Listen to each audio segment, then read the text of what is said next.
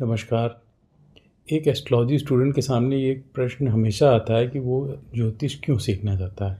ये प्रश्न बहुत सरल है, लेकिन इसका उत्तर उतना सरल नहीं है। अगर आप किसी से पूछेंगे, किसी से भी बात करेंगे, तो उसको बहुत सारे रटे-रटाए उत्तर आपको मिल जाएँगे और ऐसा लगता है जैसे हम एग्ज़ाम इंटरव्यू की तैयारी कर रहे हैं और वो आंसर मिल रहा है।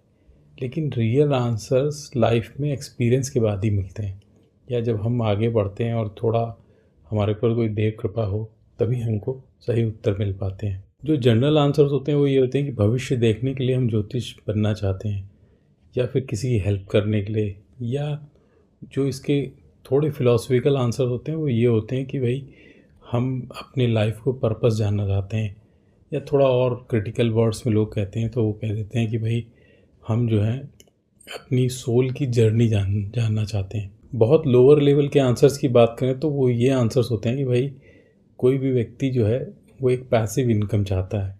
ये बहुत सबसे लोवेस्ट पर्पस है ज्योतिष सीखने का, कि वो एक पैसिव इनकम चाहता है या इनकम चाहता है।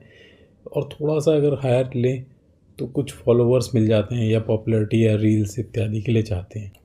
इनिशियल लेवल पर अगर देखें तो ये सब आंसर्स थोड़ा ठीक रहते हैं, कोई इतना मतलब प्रॉब्लम नहीं है। इनिशियल लेवल पर व्यक्ति अगर ज्योतिष सीखे तो ये आंसर्स थोड़ा वैलिड माने जाते हैं। लेकिन अगर आदमी कुछ दिन सीख ले एस्ट्रोलॉजी, उसके बाद अगर उसको पर्पस अपना सर्च करना चाहिए। मैं भी इस तरीके से बहुत अपने पर्पस को ढूंढ रहा था एस्ट्रोलॉजी की तरफ, मैं क्यों अट्रैक्ट हो गया।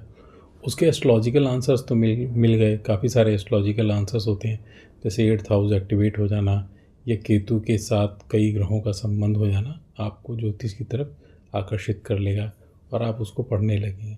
लेकिन एक पर्पस अगर एस्ट्रोलॉजी का मुझे चाहिए था कि मैं आखिर इसको क्यों पढूं। मैंने अपने लेक्चर्स में एक बार यही क्वेश्चन पूछा और काफ़ी सारे स्टूडेंट डिफरेंट आंसर दिए, और उसके बाद जो है एक स्टूडेंट ने यही क्वेश्चन मुझसे पूछ लिया। तो मैंने उसे कहा कि मैं ढूंढ रहा हूँ, जैसे ही मिल जाएगा तो आपको बता दूंगा। और फाइनली जो है मुझे एक पर्पस मिला, और वो उसी के बाद ही मिल गया।